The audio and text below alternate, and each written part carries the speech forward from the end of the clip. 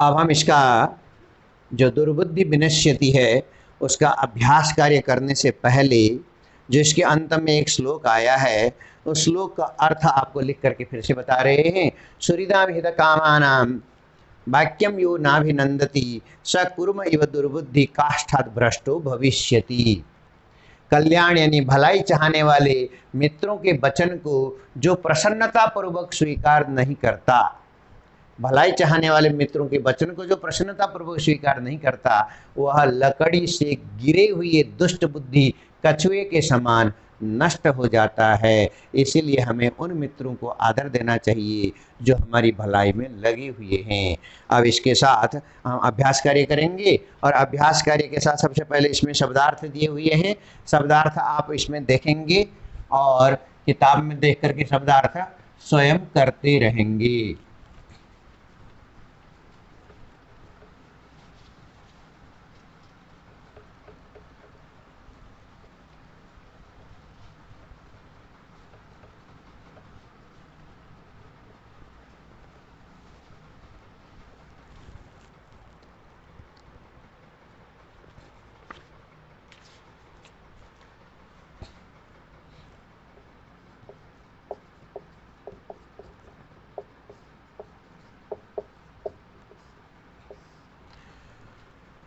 हाँ देखिए जरा बच्चों, अभ्यास कार्य में सबसे पहले है उच्चारणम कुरुत, शब्दों का उच्चारण करना है।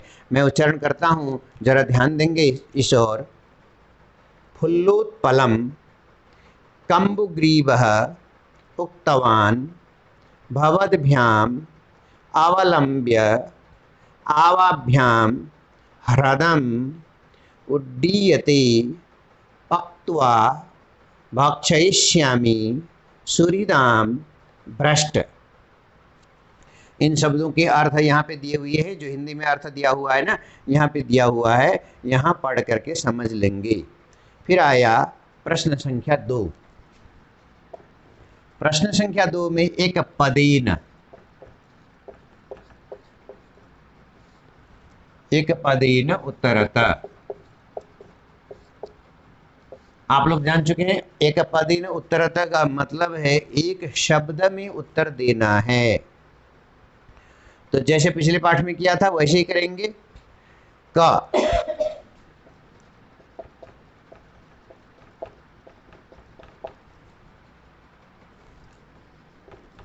तो यहाँ पे दूसरे में 4 प्रश्न दिए हुए हैं। कुर्मस्य किम नाम आसीत। अब इसमें हम आसानी के लिए क्या करेंगे, जो प्रश्नवाचक शब्द है उसकी जगह हमें उत्तर लिखना है। अगर जैसे पूरा प्रश्न पूरा उत्तर हमें लिखना है तो कुर्मस्य कम्बुग्रीव नाम आसीत, ये तो हुआ पूरे वाक्य में उत्तर। और अगर हम सिर्फ एक शब्द में उत्तर देना है तो किम जो प्रश्नवाचक शब्द है उसकी जगह लिखेंगे कम्बुग्रीवः।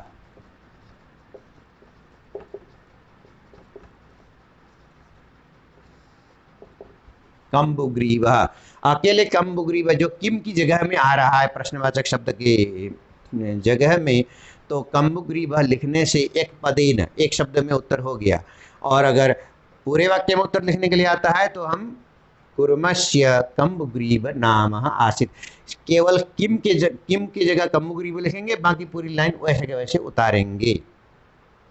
सरस तीरे के आगच्छन, ख में देखेंगे कि यहाँ पर प्रश्नवाचक है, वही तरीका अपनाएंगे पहले प्रश्न की तरह से। के की जगह तालाब के किनारे कौन आ गए थे, तो के की जगह आएगा धीवरा, धीवरा।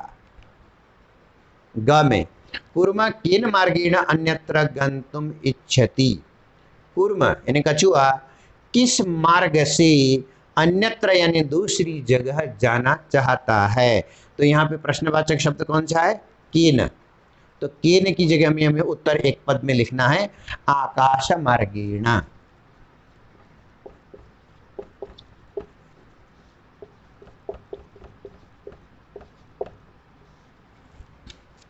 और घ में लंबमानम कूर्मम दृष्टवा के अधावन, लटकते हुए उस कूर्म को देख करके कौन दौड़ने लगे। तो इसका उत्तर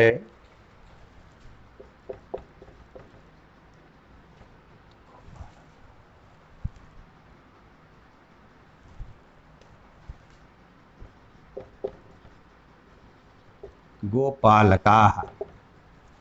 गोपालकाः यानी जो गाय भैंस वगैरह चरा रहे थे वे उसके पीछे दौड़ने लगे। अगर पूरे वाक्य में लिखेंगे तो लंबमानं कूर्मं दृष्ट्वा गोपालका अधावन, ये तो पूर्ण वाक्य में उत्तर हुआ, और अकेले गोपालका एक पद में उत्तर हुआ। तो इस तरह से दूसरा प्रश्न हमने पूरा कर दिया है। अब बढ़ेंगे तीसरे प्रश्न की ओर।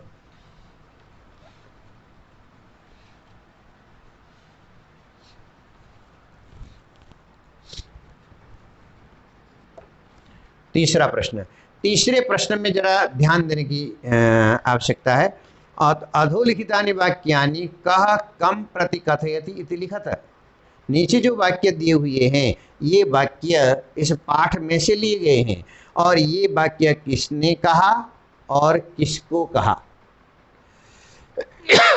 ये वाक्य जो है ना, ये जैसे यहाँ उदाहरण के लिए दिया हुआ है, यथा प्रातः यद उचितम तत् कर्तव्यम, सुबह जो उचित होगा वह कर लेंगे। किसने कहा था? हंसो, दोनों हंसों ने कहा, क्योंकि धीवर कह करके चले गए कल सुबह आकर के हम इस तालाब से सभी मछली और कूर्म को निकालेंगे। तो ये सुन करके जब कूर्म एकदम तिलमिलाया, घबराया, तो अपने मित्रों के पास गया और मित्रों को उसने ये विपदा बताई। तब उसके मित्र जो हंस थे उन्होंने उसे बताया प्रातः जो उचित होगा वह करेंगे। तो इसमें आएगा हंसौ कूर्मम प्रति दिया हुआ है। क में जरा देखेंगे,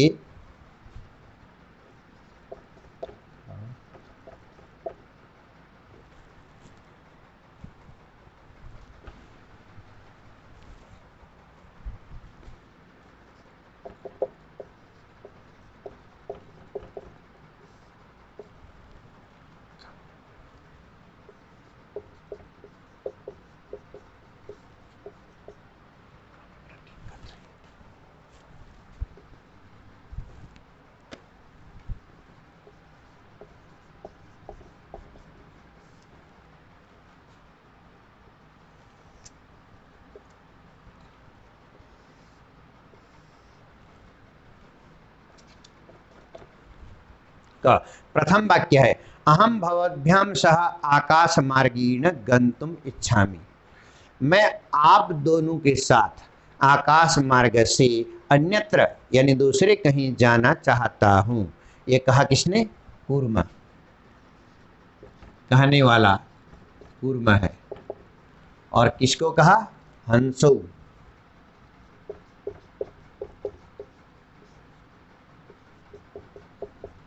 हंसों प्रति, दोनों हंसों के प्रति कहा। अब आएंगे ख में, अत्र कह उपाय। हंसों ने कहा इसमें क्या उपाय है? तो कहने वाले कौन है? हंस। और किसको कहा? कूर्मम। कूर्मम का मतलब है कूर्म को, कछुए को कहा। अब ग को जरा देखेंगे, अहम उत्तरम न दास्यामि, मैं उत्तर नहीं दूंगा। ये बात किसने कही? पाठ में आपको मिलेगा, ये बात कछुए ने कही। कूर्मः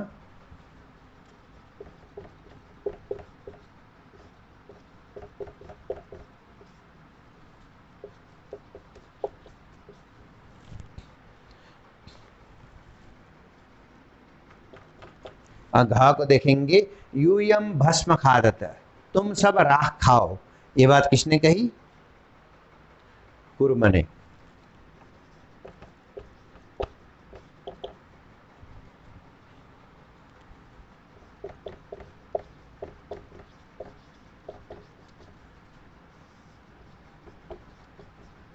ये बात उसने कूर्म ने कहा और ग्वालों के लिए कहा, गोपालकों के लिए कहा। ठीक है, इस प्रकार से ये तीसरा प्रश्न हमारा समाप्त हुआ। अब बढ़े चौथे प्रश्न की ओर।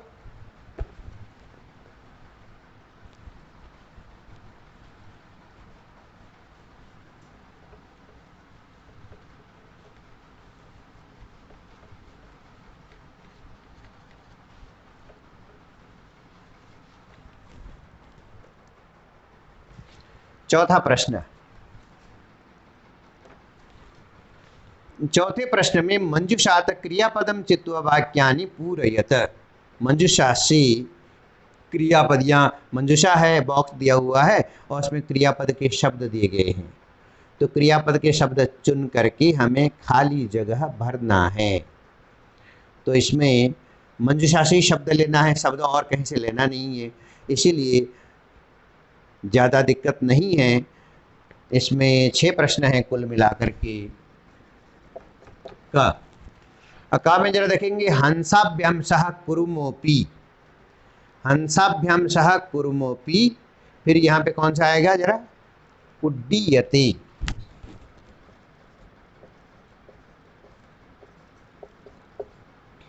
हंसों के साथ कुर्म भी उड्डीयते, कुर्म भी उड़ रहा है। फिर खा में जरा हम देखते हैं, अहम किंचिदपि न, कछुआ कह रहा है अहम किंचिदपि न वदिष्यामि।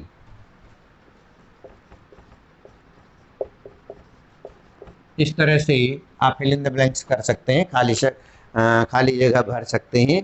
फिर आया ग में, यह हितकामानां सुहृदां वाक्यम न, जो अपने मित्रों की हितकरी बात को, भलाई की बात को नहीं सुनते, ध्यान नहीं देते, तो इस पे आएगा अभिनंदती।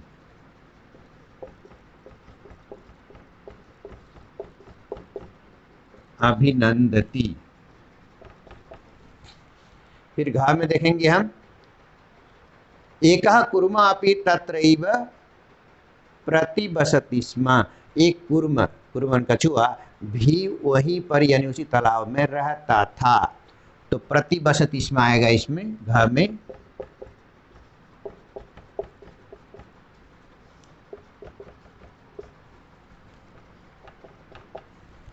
अब हम अंग में देखेंगे, अहम आकाश मार्गेण अन्यत्र गंतुम, कछुआ कह रहा है मैं आकाश मार्ग से और कहीं जाना चाहता हूँ, इच्छामि।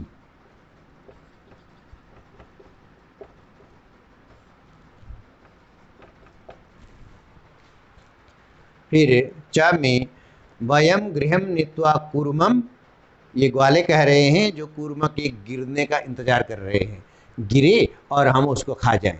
तो वयम गृहम नीत्वा कूर्मम भक्षयिष्यामः,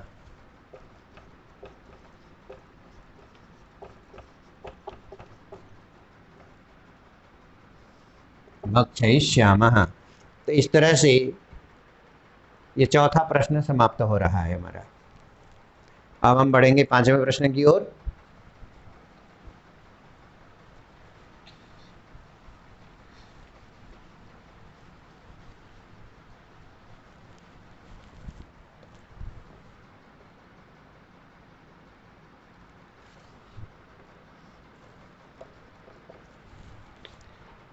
पांचवा प्रश्न, पूर्ण वाक्येन उत्तरतः, पूरे वाक्य में उत्तर देना है।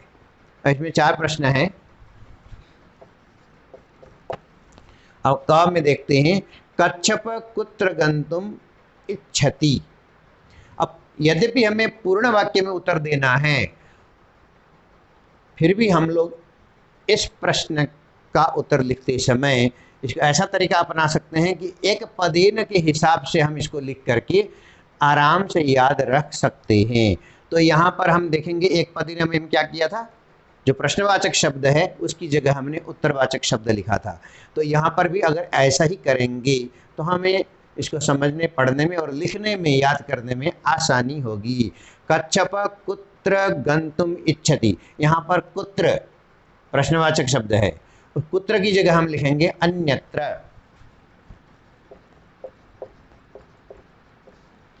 कछुआ कहाँ जाना चाहता था? प्रश्न है। पूरा वाक्य हुआ कच्छपः अन्यत्र गंतुम इच्छति। कुत्र की जगह अन्यत्र आया और बाकी हमने वही उतार दिया है, तो अन्यत्र लिखेंगे।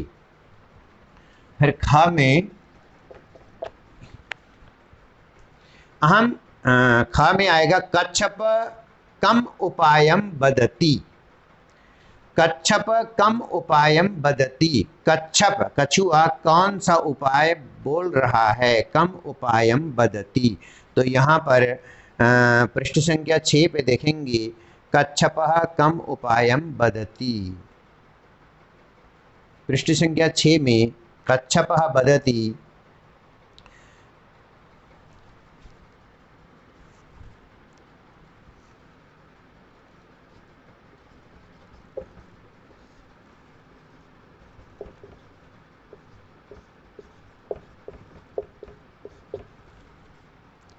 युवाम काष्ठ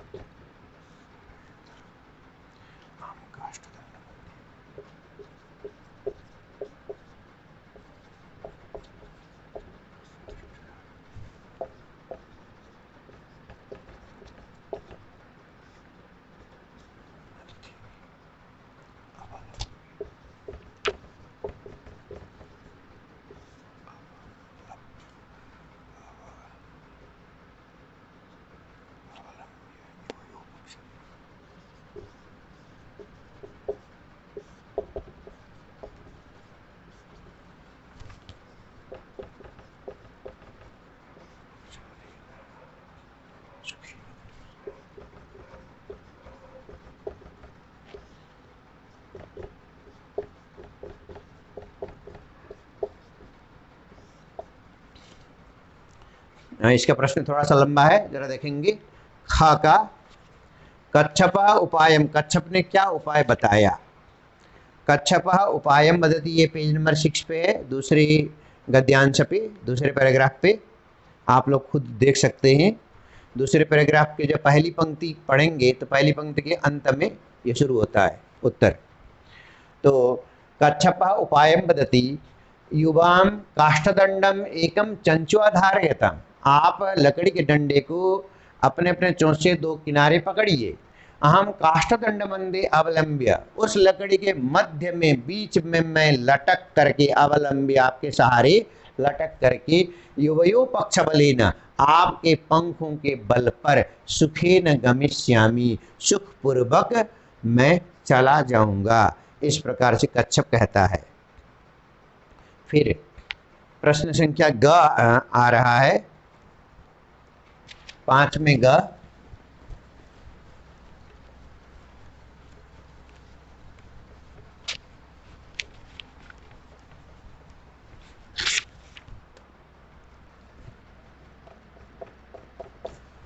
पांच में गए लंबमानम कूर्मम दृष्टवा पौरा किम अवदन।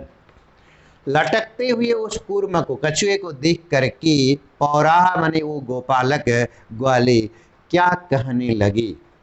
इसको आप पृष्ठ संख्या 7 पे देख सकते हैं, पेज नंबर 7 पे। पहले तो प्रश्न से उठाएंगे, उसकी जगह लिखेंगे किम। किम की जगह क्या लिखना है जरा देखिए। लंबमानम कूर्मम दृष्टवा पौरा अबदन, ये तो ऐसे ही उतरेंगे आप लोग। और उसके बाद लिखेंगे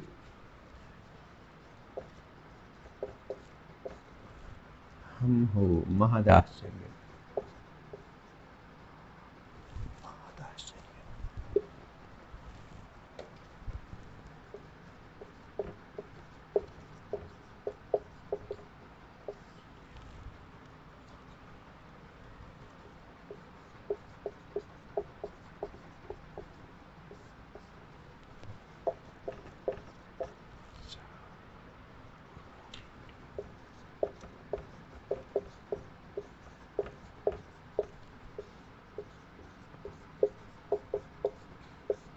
ये उत्तर है इसका।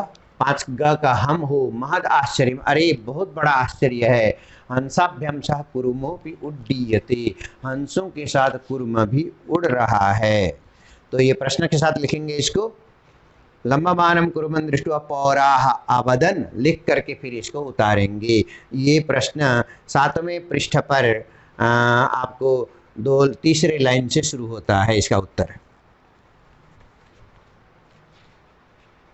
फिर घ, 5 का घ है, कुर्म मित्रयो वचनम विस्मृत्य किम अवदत, कुर्म ने मित्रों की बात को विस्मृत्य भूल करके क्या कहा, मित्रों को दी गई बात तो भूल गया और उसके बाद उसने क्या कहा। तो किम की जगह हम लिखेंगे यूयम भस्म खादत, यूयम भस्म खादत, ये उसने कहा था। तो इसको प्रश्न को पूरा हम ऐसे लिखेंगे, कूर्म मित्रयो वचनम विस्मृत्य अवदत यूयम भस्म खादत। ये पाठ के अंतिम पंक्ति में आपको मिल जाएगा। ठीक है, तो इस तरह से ये 5वां प्रश्न पूरा हुआ।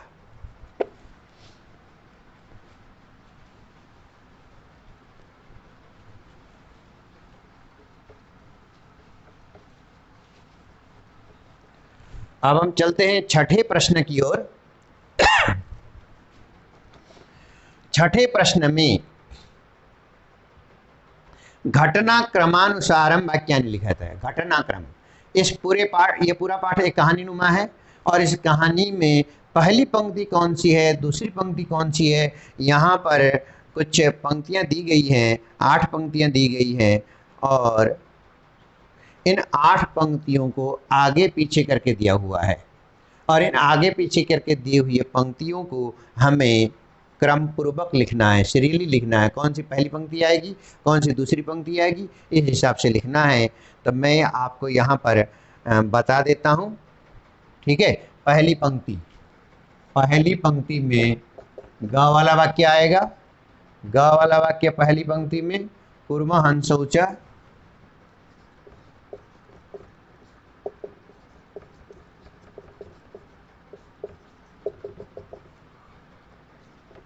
दूसरी लाइन पे घ वाला आएगा, केचित धीवरा,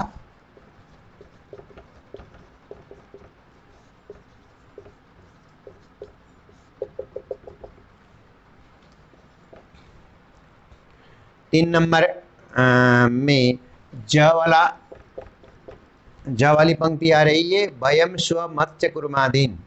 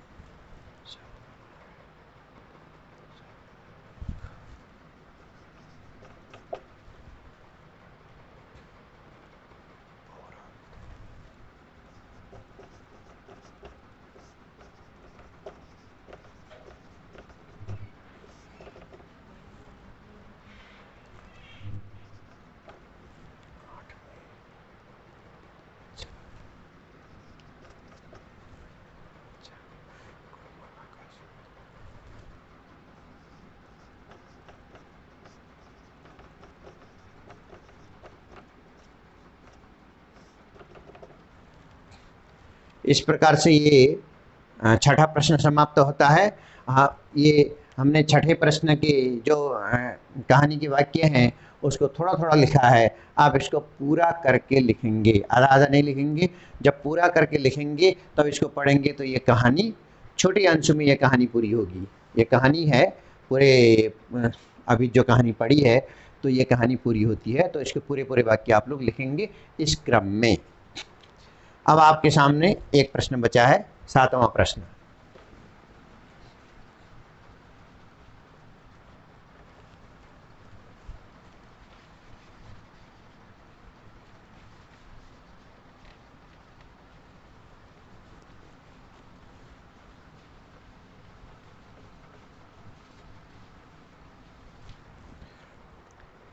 सातवां प्रश्न है, मंजुषातः पदानि चित्वा रिक्तस्थानानि पूरयत। मंजुषा से शब्द लेकर के ये कहानी दी गई है और कहानी के रिक्त स्थान को भरना है। तो मंजुषा में शब्द दिए गए हैं, कुल 9 शब्द हैं। 9 शब्द हैं। इन 9 शब्दों को मैं क्रम पूर्वक यहाँ पे लिख दूंगा और इसी क्रम से आप उसमें क्रम संख्या डालेंगे, 1 2 3 4 करके क्रम संख्या डालेंगे और उसी क्रम से इस कहानी को आप भर सकते हैं। फिर यह पाठ को हम समाप्त मान सकते हैं।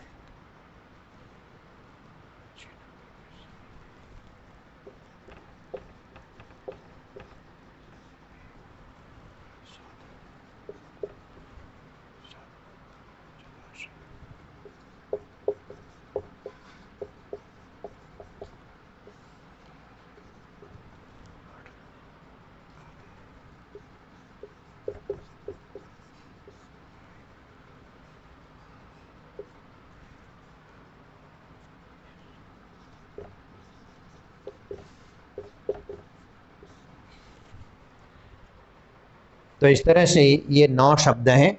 इस क्रम पे आप लोग ऊपर से लेकर के भरेंगे खाली जगह में, तो ये कहानी पूरी होगी। और इस कहानी में क्या संदेश है जरा सुनिए। एकस्य वृक्षस्य शाखासु अनेके काका बसन्ति स्म। एक वृक्ष की शाखा में अनेक कौवे रहते थे। तस्य वृक्षस्य कोटरे एकः सर्प अपि अवसत्। उस वृक्ष के कोटरे में खोखले में, पेड़ का खोखला था नीचे, उसमें एक सांप भी रहता था। काकानाम अनुपस्थितौ सर्प काकानाम शिशून खादति स्म। जब कौवे अनाज चुगने के लिए चले जाते थे तो सांप चुपके से उस खोखले से निकल करके आता था और कौवे के जो बच्चे हैं, उनके छोटे छोटे बच्चे, उनको खा जाता था। काका दुखिता आसन। कौवे बड़े दुखित थे। तेषु एक वृद्ध काका उपायम अचिंतयत। उनमें से एक वृद्ध कौवा, बूढ़ा कौवा था, उसने एक उपाय सोचा। वृक्षस्य समीपे, वृक्ष के पास में ही जलाशय आसीत्। एक जलाशय था, तालाब, सरोवर। तत्र एका राजकुमारी स्नातुम जलाशयम आगच्छति स्म। उस जलाशय में प्रतिदिन स्नान के लिए एक राजकुमारी आया करती थी। शिलायां स्थितं तस्य आभरणम् आदाय एकः काकः वृक्षस्य उपरि स्थापयत्। उस बूढ़े कौवे के उपाय से जब वह राजकुमारी स्नान के लिए आई और अपने गहने उतार करके उसने उस किसी शिला पर पत्थर पर रखी और स्नान के लिए उस सरोवर में प्रवेश कर गई। उसी दौरान एक कौवे ने उसके आभरणम जो गहने हैं उठा करके उसी पेड़ के ऊपर जिसमें वो सांप भी रहता था और कौवे के बच्चे भी रहते थे, तो उसी पेड़ के ऊपर ले जा करके टांग दिया।